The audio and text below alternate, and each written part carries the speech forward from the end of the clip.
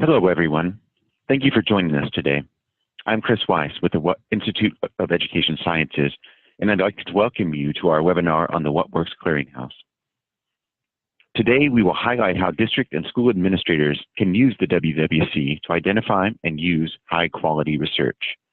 We have three great presenters who will discuss important research considerations and also highlight useful features of the WWC. Next slide, please.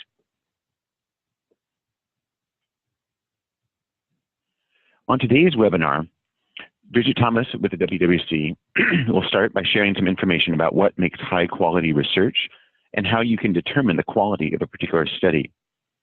Then Liz Davis with the WWC will talk about aligning research to the ESSA tiers of evidence and how to use different What Works Clearinghouse features. Heather Boughton from the Ohio Department of Education will talk about factors that schools and districts should consider when choosing research-based practices to implement. Finally, we'll wrap up with a Q&A session with the presenters. Throughout the webinar, you can share questions with the presenters in the chat box, and we'll cover your questions during the Q&A time. Next slide, please. Before we get started, we wanted to share the goals for this webinar. We hope you leave today with useful takeaways and a better understanding of the WWC. During this webinar, we'll share how the WWC can be a trusted and valuable resource to inform decision-making about which policies and practices to use. We'll walk through specific features of the WWC to help you find relevant research, and we'll explain key research standards that you can share with principals, teachers, and other staff to help them understand high-quality research. And with that, I'll turn the webinar over to our first presenter, Bridget Thomas. Bridget? Thank you, Chris. Before we jump into the content, we wanted to provide a few tips for using the Zoom webinar platform. If you're having any trouble connecting to audio in the manner that you want to, please click on Join Audio in the Zoom toolbar at the top of your screen. You can either dial into a phone line or listen through your computer's audio. Throughout the webinar, please feel free to click on the chat box to introduce yourself or to share any questions that you have for the presenters. We will be collecting those questions to be answered during the Q&A session at the end, or you can let our team know about any technical issues that you may be having. Additionally, be aware that we do have live closed captioning available throughout the webinar, so to see the captions, please click on Closed Caption. Next.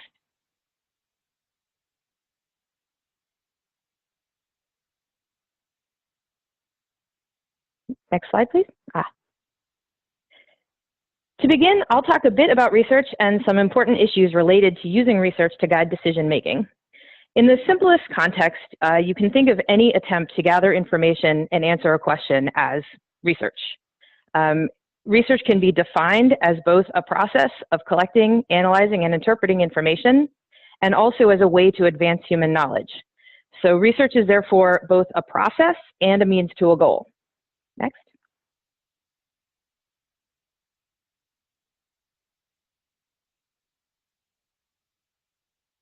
However, not all research is created equal. The vast amount of information constantly available from the internet and other media sources can make it difficult to determine which sources are valid and trustworthy. Even research that is published by academic journals or by organizations can vary extensively in terms of the quality and in the strength of the findings. Next. Because research and research quality can vary so widely, the research community follows a set of commonly accepted standards when conducting and assessing research. In academic research studies, these steps are focused on collecting and assessing information. Even across different methodologies, the basic tenets and expected standards for research remain consistent and therefore allow others to evaluate a given study's level of quality. Next.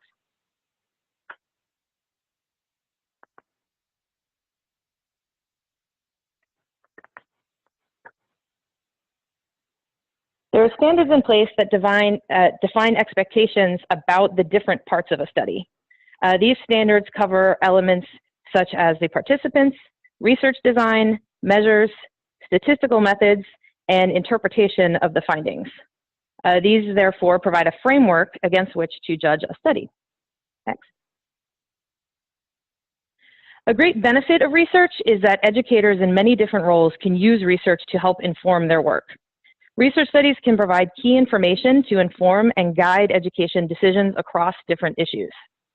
By looking at data that demonstrates the outcomes and therefore the potential effectiveness of an intervention or a curriculum or a program, can provide support for choosing a particular path. Next. Many educators have described various challenges that they faced when making decisions at different levels. Using research evidence to inform decision-making can help educators avoid some of the pitfalls that are often described. Things such as choosing what seems best, doing what we've always done, or following what the other districts are doing. Next. So when you're thinking about the expected standards, you can translate them into typical questions for each of the parts of a study. For example, when you're looking at the participants of a study, you think about how were the participants recruited? Is the sample appropriate to the research questions? For example, if the research questions are focused on elementary students, have they included subjects in their participant pool that go up through middle school? How are the participants assigned to treatment groups? When you look at research design, you think about did the researchers choose a rigorous design? And will that chosen design align with the research questions? Basically, will it allow them to answer what they seek to answer? Next.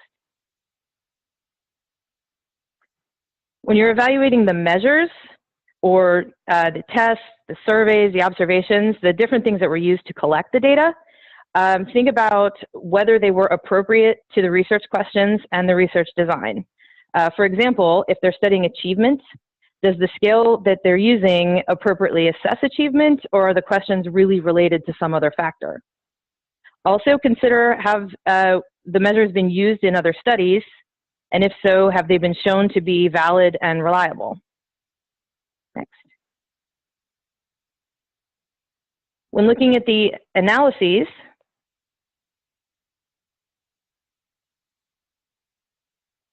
consider whether the statistical tests chosen for the study are in line with the research questions and the research design. In short, are those statistics appropriate to the type of data that was collected? Also think about whether the study clearly and comprehensively explains the statistical results in a way that is complete and is comprehensible to the reader. Next. And when you're thinking about the interpretations given, often in the discussion section, consider whether the researchers offer explanations of the results that can be reasonably drawn from the outcomes, from the results that they provided, or are their interpretations going beyond what was actually found? Also consider whether there are other possible explanations for the results that were not discussed. Next.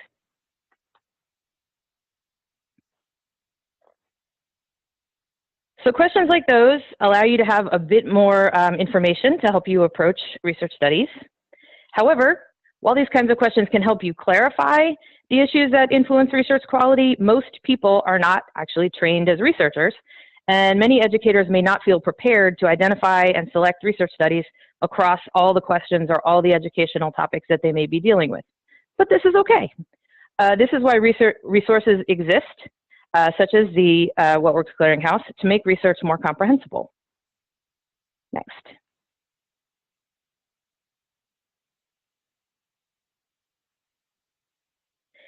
Basically, What Works Clearinghouse is designed to make this process easier. WWC research experts follow a set process for evaluating studies and providing ratings of those studies so that users of the clearinghouse can easily identify those studies or those interventions that meet particular expectations. Next. Knowing a bit about the WWC process and rating system can help users understand how research quality is determined. In particular, the clearinghouse provides information about the strength of evidence that is provided by different studies or interventions. This information can then help users identify appropriate studies to support their decision-making across different content areas. Next. So the question then is, what is needed to go beyond simply considering the quality of a study to also assessing the strength of the evidence? In short, what is strong evidence? Next. You may have heard of something called a randomized controlled trial. Many researchers consider the randomized controlled trial, also called an RCT, to be the gold standard of research on effectiveness. An RCT does several key things. It randomly assigns participants to intervention and control groups. It maintains careful procedures throughout the study to avoid factors that could lead to inaccurate findings. And it establishes whether participating in the studied intervention causes significantly different outcomes from not participating. Basically, were there statistically significant differences between the treatment group and the control group? Next.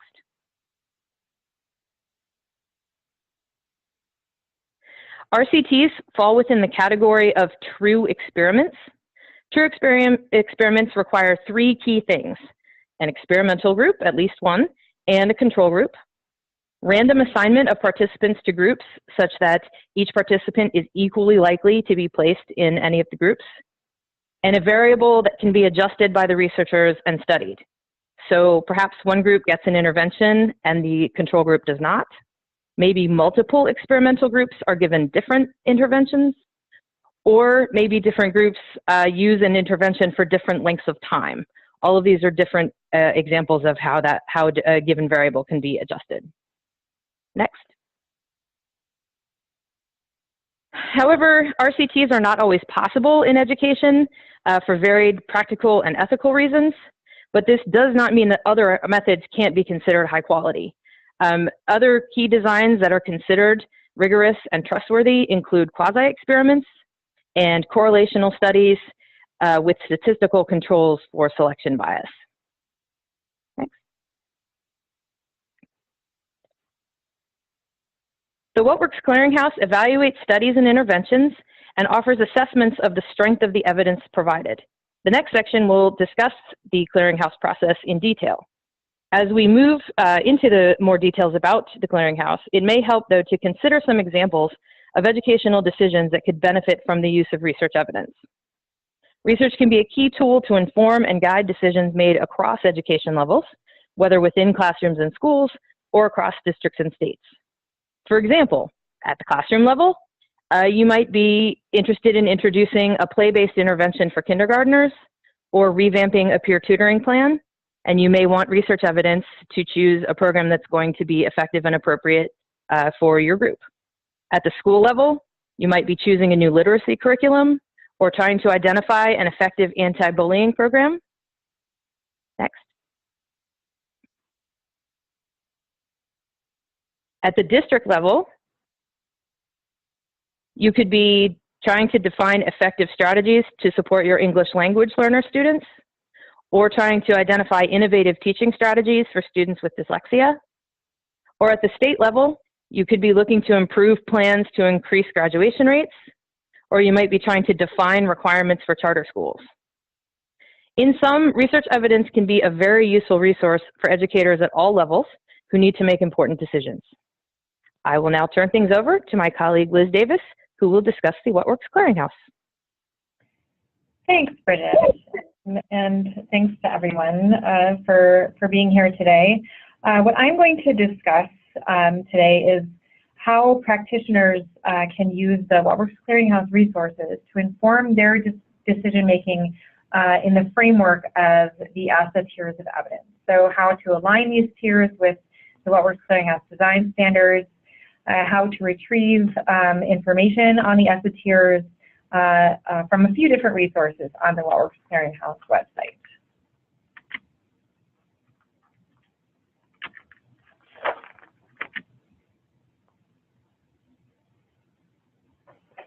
And I'm trying to change the slide. And it's not working.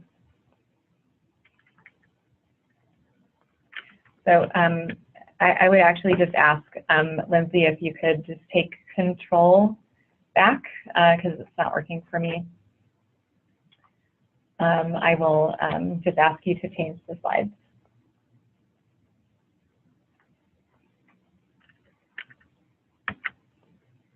Okay.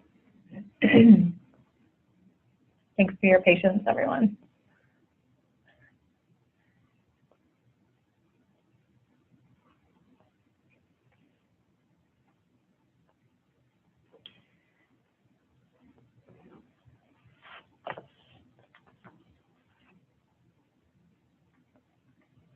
Okay, so I'm just going to go ahead and start talking.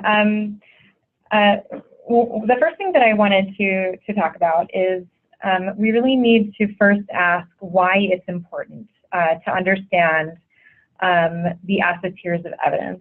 Oh, okay, here we go. There we go. All right, we're caught up. So why do we care about the ESSA tiers? So first of all, schools that are identified for comprehensive and targeted supports and improvement must each implement at least one intervention that meets promising evidence, or Tier 3. There are some federal grant programs, Thriving Readers and Promised Neighborhoods are a couple of examples that require interventions that meet strong or moderate evidence, which is Tiers 1 and 2. And then there's a couple of other activities that require interventions that at least demonstrate a rationale. So let's change the slide, please. So there are 4 tiers of evidence under ESSA. There's Tier 1 is strong evidence, Tier 2 is moderate evidence, Tier 3 is promising, and Tier 4 is that a study demonstrates the rationale. So let's take a look at the criteria for each. Next slide, please. All right. So Tier 1 for strong evidence first requires a well-designed and executed experimental study. Do a click. There we go. This requires an uncompromised random assignment to the treatment or comparison conditions, where each participant has an equal chance of being assigned to either group, and requires that the researchers do not add, switch, drop, or otherwise move participants after the random assignment takes place. Next, a well-executed experimental study also requires low attrition. Attrition is just the percentage of participants who drop out of the study after the randomization takes place and before the analysis.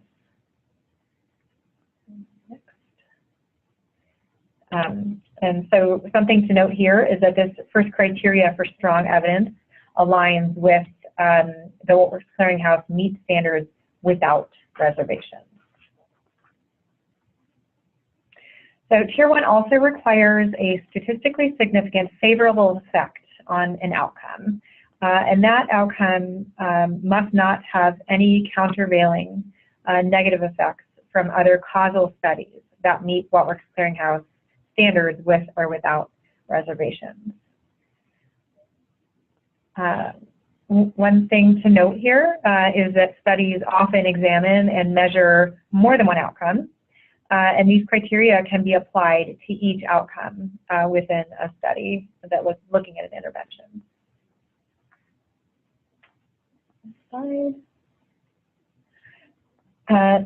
Tier 1 also requires a large and multi-site sample. You can do one more click.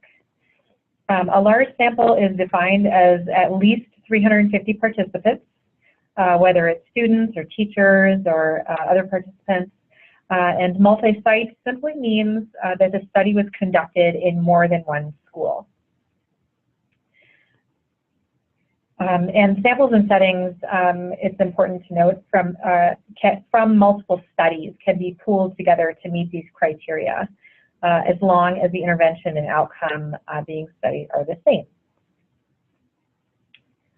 So finally, to meet Tier 1, districts and school educators need to align their population and settings with the sample and settings from the studies that were used to determine the ESSA evidence tier. So for this, you need to know, the educators need to know the demographic breakdown of the students in the sample, like gender, race, ethnicity, grade, the percentage of students with IEPs or English learners, as well as where the study took place, like school size, urban versus rural. And this final criteria will be determined by the educator or the practitioner, and answers are going to vary depending on that local context. So moving to Tier 2, or moderate evidence, the criteria for Tier 2 is very similar to Tier 1 with a few key differences in the first and the last criteria. So the first criteria for Tier 2 is a well-designed and implemented quasi-experimental design. Go ahead and click. So this means that the group formation was purposeful, but not random, and can include methods such as matching, non-equivalent groups, and pre-post designs. Go ahead and click one more time. A well-designed and executed quasi-experimental study also means that the researchers are able to establish baseline equivalence between the treatment and comparison group, or show that the two groups are similar on key characteristics before the intervention is implemented. And then note that the first criteria for Tier 2, go ahead and click,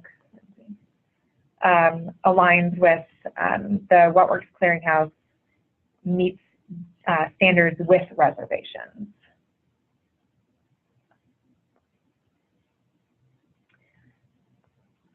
And we should go to the next slide.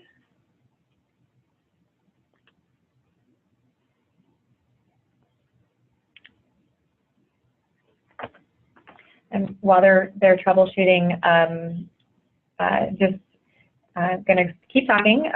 So when we get to the next slide, you will see that the statistically significant favorable effects with no overriding negative effects are also criteria for Tier 2. Here we go.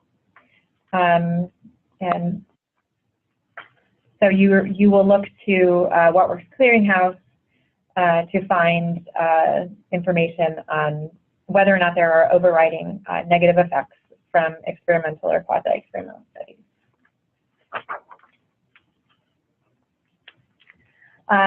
Tier 2 also has a large multi-site sample requirement where you may also pool across studies to meet these criteria.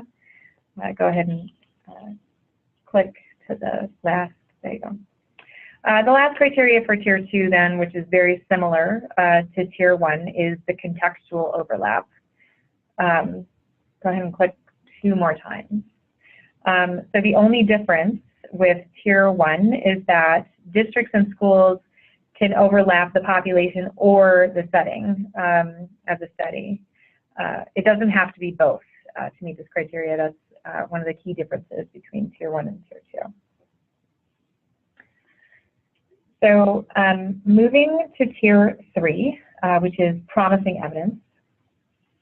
At a minimum, promising evidence requires a well-designed and implemented correlational study.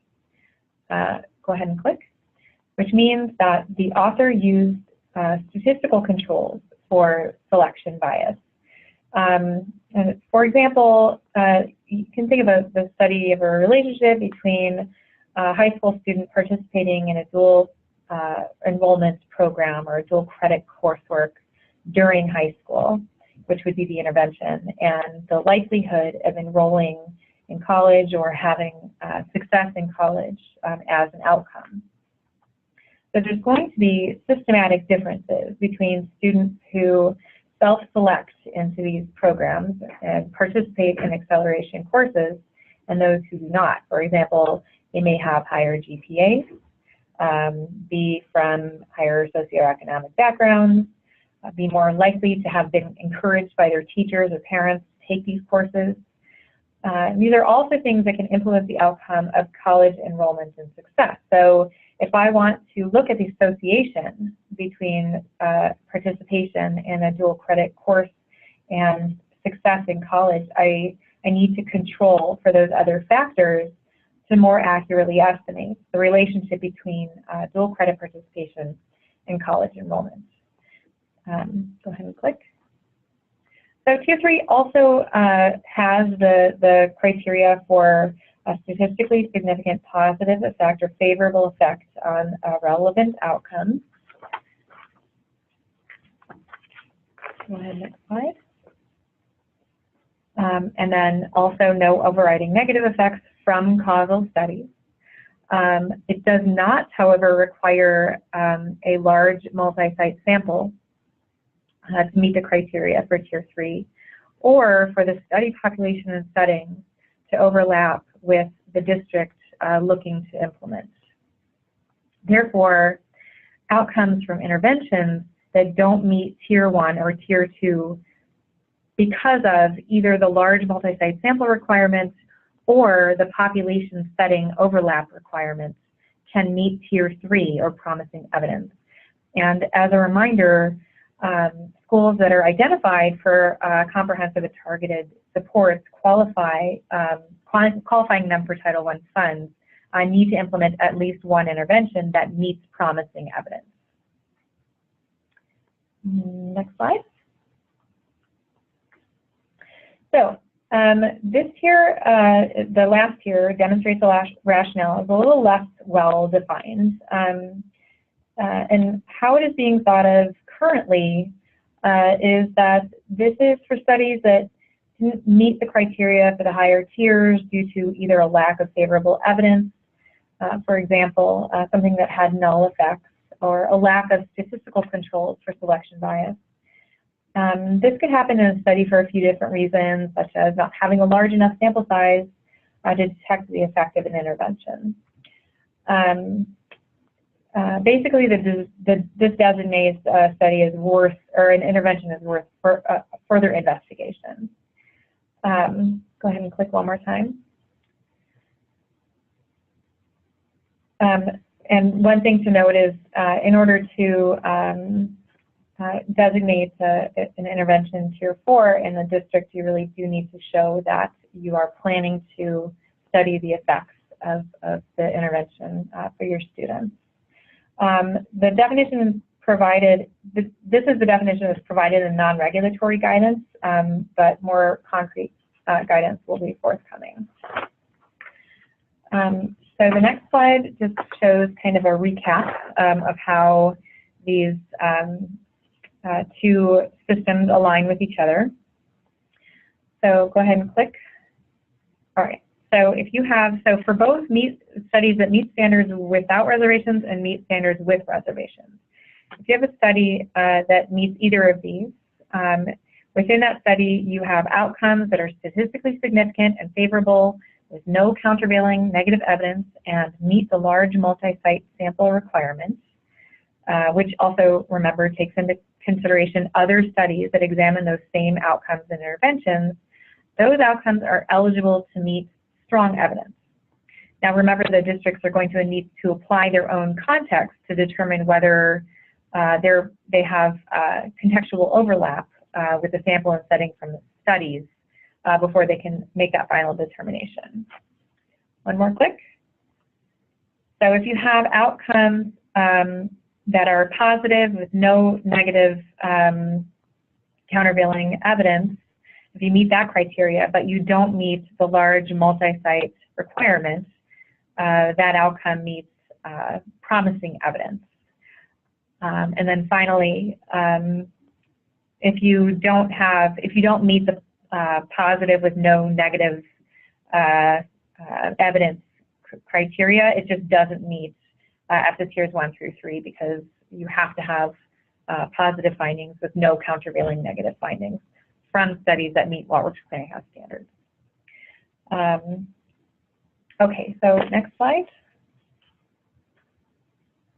Right, so I want to turn to the practice guides for a minute. This is one of the resources very popular with practitioners on the Waterworks Clearinghouse. And it's pretty simple to align the ESSA tiers of evidence 1 through 3 with the recommendations from the practice guide. So first off, there are 3 standards of evidence in the practice guides: recommendations with a strong evidence base, a moderate evidence base, and a minimal evidence base. So this gives us some overlap in terms, which can be confusing and frustrating for people, the strong and moderate. But there is a pretty easy guide for aligning them with the ESSA evidence tiers. So next slide. So rules on alignment with practice guides are very easy to follow and really only have to do with the overlap of the population and setting and what version of the handbook was used to create the practice guide. And there are at least 7, possibly 8 practice guides that have been created using the What Works Clearinghouse Handbook Standards 2.1 or higher. So if you have a practice guide recommendation with a strong evidence base, where the sample and the setting overlap with the district population and setting, and was created under the What Works Clearinghouse Handbook version 2.1 or higher, that recommendation meets Tier 1 or strong evidence for that district.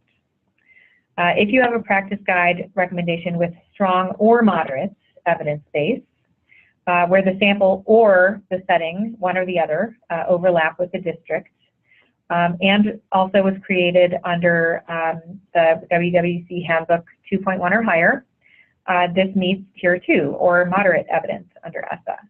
And then finally, if a strong or moderate practice guide recommendation either doesn't overlap with the district context or was created in a version of the What Works Clearinghouse Standards Handbook older than version 2.1, then that recommendation meets Tier 3 or promising evidence. So the important thing for educators to keep in mind here is that any strong or moderate recommendation in any of the practice guides can meet at least Tier 3 if you're looking for practices to support your comprehensive and targeted supports. Go ahead and go to the next slide. So finally, I want to turn to Find What Works, which is a searchable database of interventions on the What Works Clearinghouse website. I'm just going to show a series of screenshots here. We're not going to do a live presentation, but so if you go to the next slide, so Find What Works is the first thing that you see when you visit the What Works Clearinghouse website, and there are 12 topic areas in the Find What Works search tool. Next slide. So clicking on a topic, I've got literacy circled in red here. This will take you to a page that lists all of the interventions that have been reviewed under that topic area. Go ahead to the next slide. So the search results will automatically push interventions with at least one positive or potentially positive outcome to the top of the list. Next click. So, little misaligned. So clicking on an intervention will take you to the summary of evidence for that intervention. So the summary of evidence page gives you information on the outcome domains reviewed, the effectiveness ratings for each outcome reviewed under that review protocol, the number of studies that met What Works Clearinghouse standards, and information about the sample, like the grades examined and the total number of students from all of the studies that examined each of the outcomes. In this example, we can see that there are 3 outcome domains included in the review of this intervention, which are alphabetics, reading achievement, and reading fluency. So each outcome has a different effectiveness rating, the number of students included in the sample, and a different improvement index, which is WWC's index of showing the magnitude of the effect of the intervention on the outcome. So in terms of the effectiveness rating, alphabetics has no discernible effects. That's what that 0 means.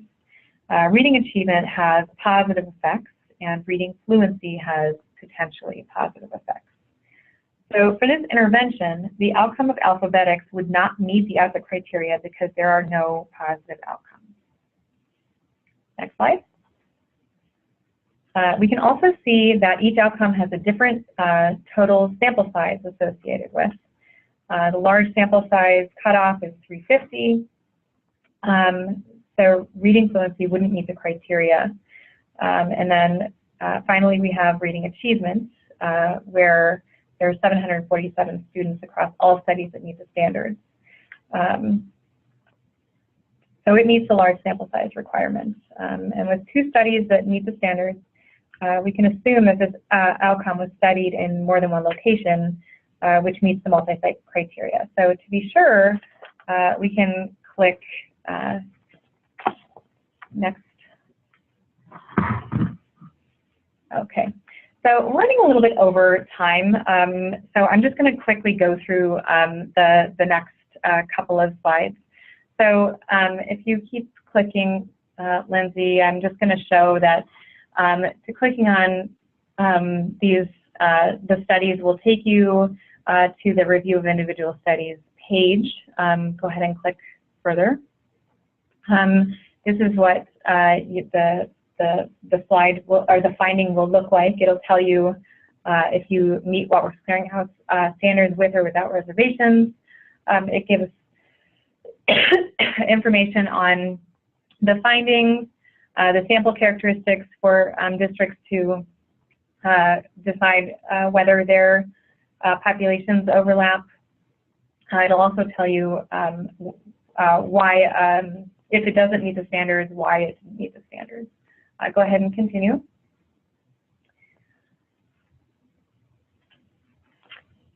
Yeah. So here's a couple of different screenshots for the character or the features of this page. It'll tell you the design, it'll tell you the number of students, it'll tell you the characteristics of the sample. Go ahead and keep clicking. And it'll tell you a little more details for those studies in text rather than in infographic form. So keep going.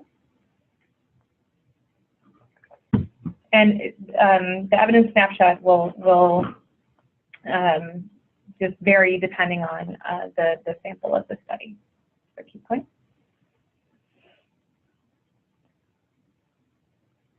Okay, so this is just to show that each one of these outcome domains gets a different ESSA rating due to the different outcomes meeting those different criteria. So go ahead and keep clicking. And this was just to recap, aligning your population and setting. For strong evidence, you have to align both the population and setting with your district population and setting. Keep clicking. For moderate, it's one or the other, population or setting. And next one. And for tier 3, you don't have to align either of them, so that's not a criteria. Next slide, please. And the last thing that I wanted to show you very quickly is that you can use the Find Watt-Works tool to find interventions that meet the needs of diverse learners. So in addition to literacy, mathematics, and core subjects, we have interventions for English learners, students with disabilities. Keep going. So if you click on both of, there are 2 different topics that'll bring up all of the interventions that were reviewed under each of these topic areas. So right here we have an example of interventions that use that are reviewed under children and youth with disabilities practice or topic and the literacy topic area. Keep going. And then finally, this will show you the different topic areas that the interventions are reviewed under. And for this one, beginning reading, adolescent literacy, English learners, and students with a specific learning disability, they'll all have different outcomes. They'll all have a different students sample sizes and possibly different studies. So that's it for me. I apologize for going over time, but I'm going to hand over my control to Heather Boughton from Ohio. Good afternoon, everyone. I really appreciate the chance to talk with you all. My name is Heather Boughton. I'm the Director of Research, Evaluation, and Advanced Analytics at the Ohio Department of Education. And just first, I want to start by saying thank you to Bridget and to Liz for sharing all the information they just shared. I know every time I sort of hear others talk about this and think through this, I learn a little something new, and I really appreciate that. I've had, in my role here at the department, I am trying to lead our state's efforts to develop an evidence-based framework, evidence-based resources and guidance for ourselves and for our districts.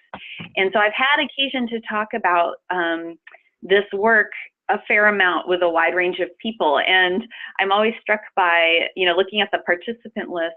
I know many of you, like us on presenting here, really geek out about talking about all this work. It's very exciting to think about sort of raising the bar around evaluation and really seeing what's working and what's not working. And what I've learned in my life is that not everyone geeks out about this stuff, strangely enough.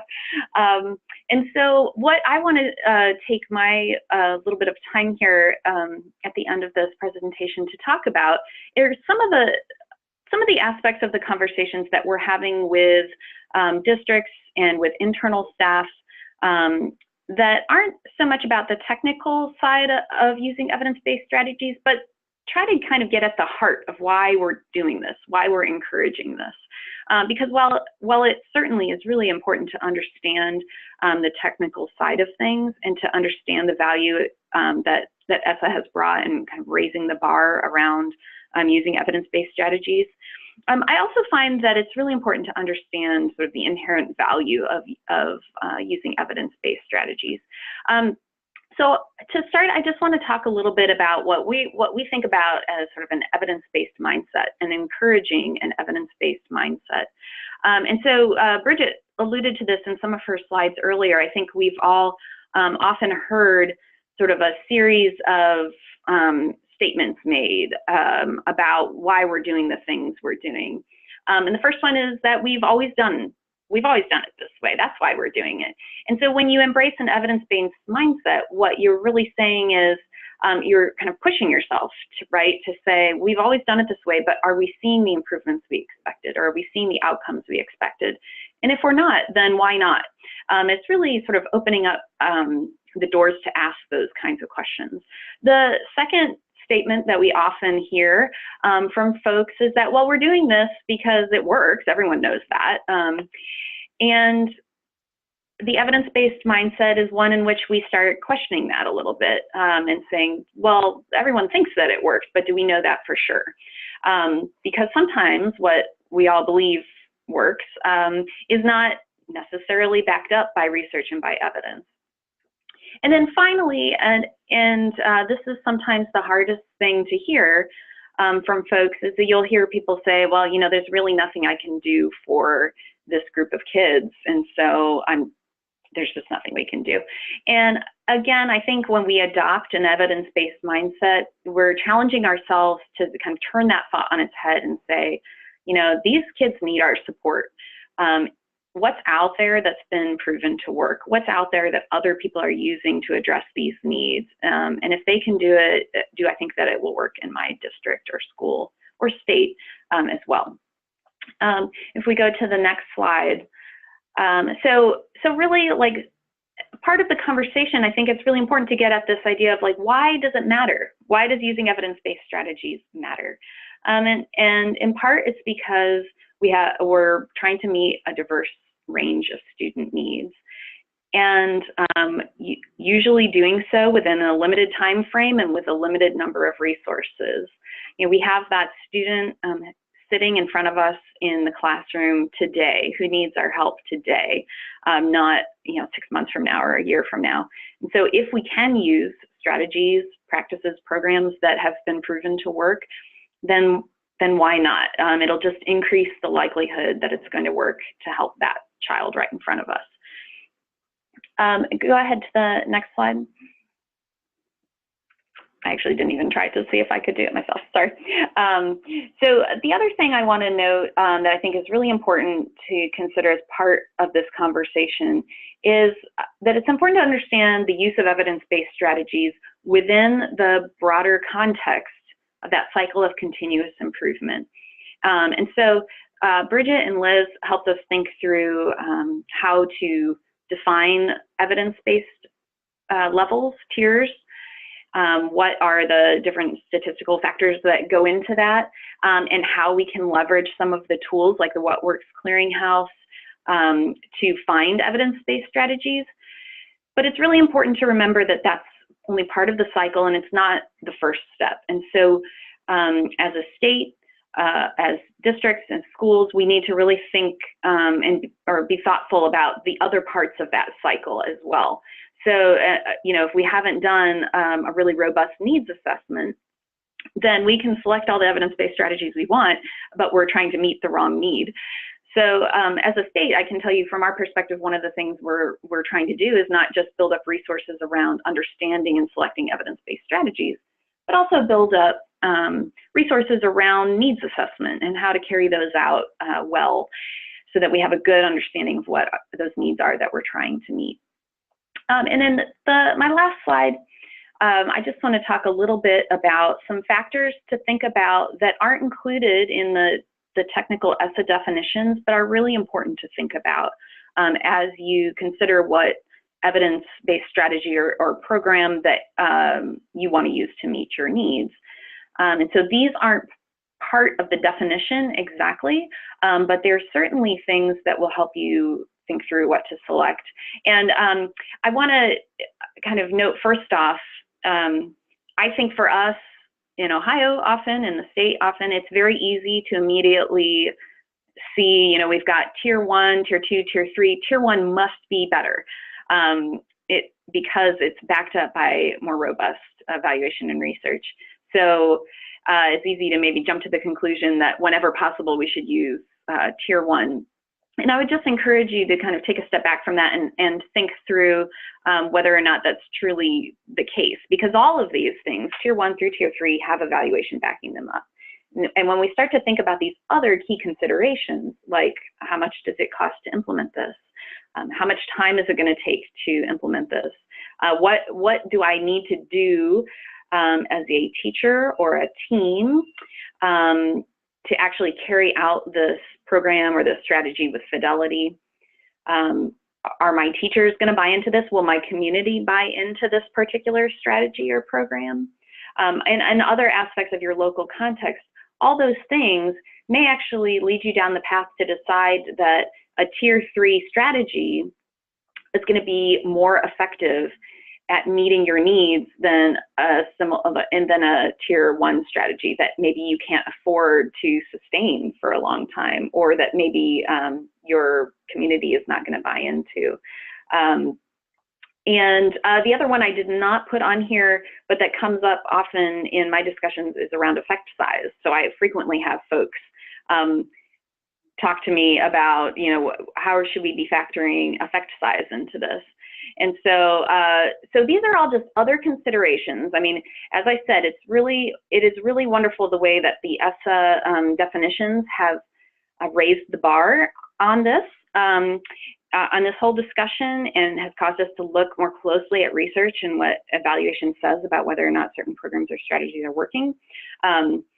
But we also need to, as we're implementing this, implementing different strategies and programs, taking these other factors into consideration on top of the research.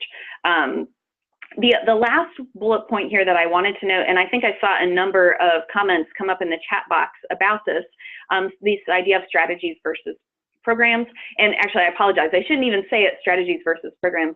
What I should say is how we use strategies and programs as states, districts, schools.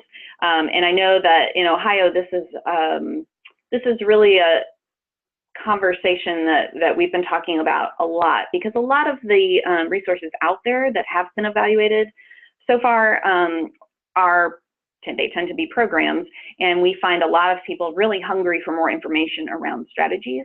And so again, completely acknowledge the desire for having more information about strategies and the need for that. At the same time, I'm hoping that we as a state, or if someone else already has it out there, I'm hoping we can borrow it from you.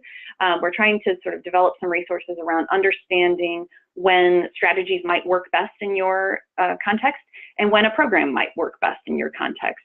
Because it's not necessarily a black and white issue. It's not going to be the case that strategies will always work for every context. Likewise, it's not the case that a program is going to be the appropriate solution for a problem across all districts, all settings. And so understanding under what circumstances one might work better than another is really important. So like I said, that is an area where we are hoping to develop some more resources or find existing resources out there that we can share with our districts, because I think that's a really important conversation. And that's all for me. I just wanted to share a little bit about those sort of extra conversations that we're having in relationship to better understanding evidence-based tiers. Thank you.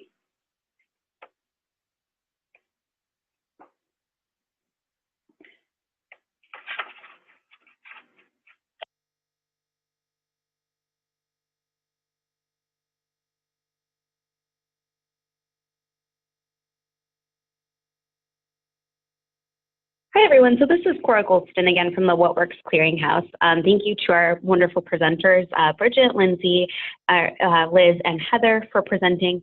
And now Lisa Schimmel from the What Works Clearinghouse will lead a question and answer session. And if we aren't able to cover everyone's questions, so people have been sharing great questions in the chat box, then we will follow up with you after the webinar as well. So I will turn it over to Lisa. Hi, everyone. I apologize too. I was talking and apparently the webinar platform had me muted. So thank you, Cora, for jumping in. So thank you again to Bridget, Liz, and Heather for getting through a lot of information pretty quickly there. We had a number of questions that came in. As Cora said, we'll do our best to get through them as quickly as possible.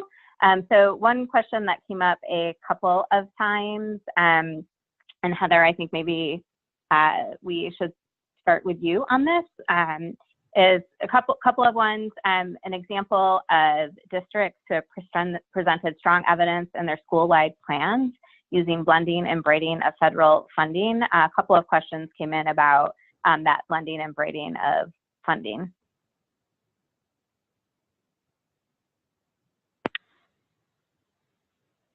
I think I may need a little clarification on the question, possibly, but I'll speak to it a little bit, and then if I'm not quite answering it, what you had in mind here, I would appreciate clarification. But so we are in the process, actually, right now. We just recently released our school quality improvement grant request for applications, and so districts have not submitted those plans to us just yet, but they are going to be required to identify, obviously are going to be required to identify evidence-based strategies within those. We have a couple other examples of where we have required individual or districts to identify evidence-based strategies that they're using. One example being the Striving Readers Grant that we dispersed starting over the summer, and in that case, we did ask districts to explain how they would be using evidence-based strategies. And I think when we talk about sort of blending and braiding federal funding, I mean, I think the idea here, right, is that we are sort of not just having kind of unconnected components of school improvement happening, one over here funded by Striving Readers, one over here funded by the school quality improvement grants, one over here funded by some other federal source, but rather that we're encouraging schools and districts to kind of find ways to bring all of these things together into one sort of more comprehensive plan. I would say that that is something that we are working on, and I don't off the top of my head have a real great example to share, but I think it is a challenge that we are trying to address, and we know others are as well. And so we're trying to do that through a number of mechanisms. One, by just trying to make sure our communications, applications, tools are all aligned to the degree possible, so that we're not asking for 3 separate plans, we're asking for one, and districts will be able to show us within that one plan how things are coming together. I actually should say, I believe Nevada has done a fairly good job of putting all of their, putting together one application where districts can apply for multiple lines of funding. And so within that one application, they kind of have to identify how they're going to be using those different federal funds, using evidence-based strategies, using different federal funding lines, sort of all in conjunction with each other. So I hope that that addressed the question. Certainly, if not, happy to try to clarify. Okay, thank you for that, Heather.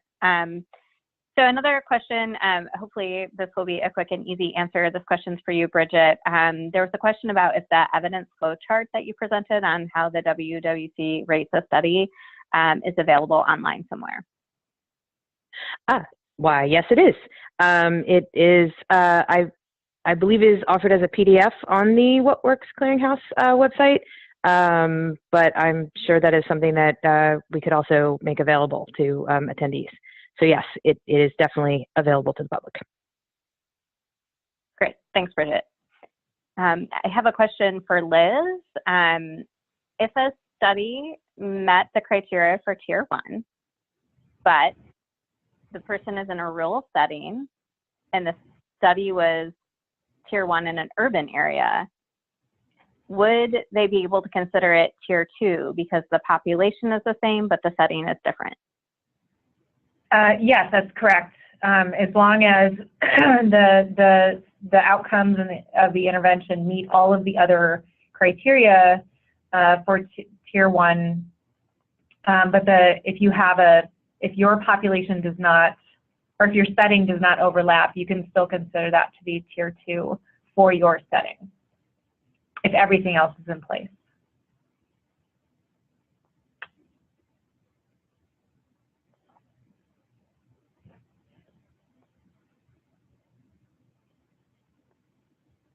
Chris, I have a question for you. We are bumping up on the hour here, but this might be the last one. As I mentioned, we will follow up with everyone later for questions that weren't answered. But a question came in about many of the studies that are on the WWC were done many years ago. And there's some, worry or concern about the validity of those studies that were done a number of years ago and how they apply to kind of current context. What are your thoughts on that? It's a very good question. And yeah, the Clearinghouse has been, this is our 16th year of existence, and the range of studies, I don't know what the oldest study is, but there are some that are older than the Clearinghouse itself. I guess there would be, there are a couple of thoughts that come to mind. One is, yeah, that is true. Secondly, that it probably depends upon the elements of the intervention under study, in terms of its relevance and its applicability for whatever, for its usefulness for recommendation, for submitting as part of a grant competition, whatever. And I think it would require some knowledge or some examination of the particular elements of it. So, but I do think as well that simply because a study is has a publication date that's a little older, it would not necessarily mean it's not relevant for understanding the effects of an intervention that is in current practice today. All right, thank you, Chris, for that answer. We are at at time here, and I want to respect everybody's time. We want to, again, thank Chris and the panelists for joining us today, and all of the attendees who joined as well. We will have an archive of this webinar available online, as well as include the slides and some other resources that were mentioned. As I mentioned, we will also follow up with attendees with answers to some of these questions that we were not able to respond to during the webinar. And with that, I will close out the webinar. You can see everyone's contact information on the slide that is displayed right now. Thank you for your time today. We hope it was valuable, and we're here to answer any questions you might have. Thank you.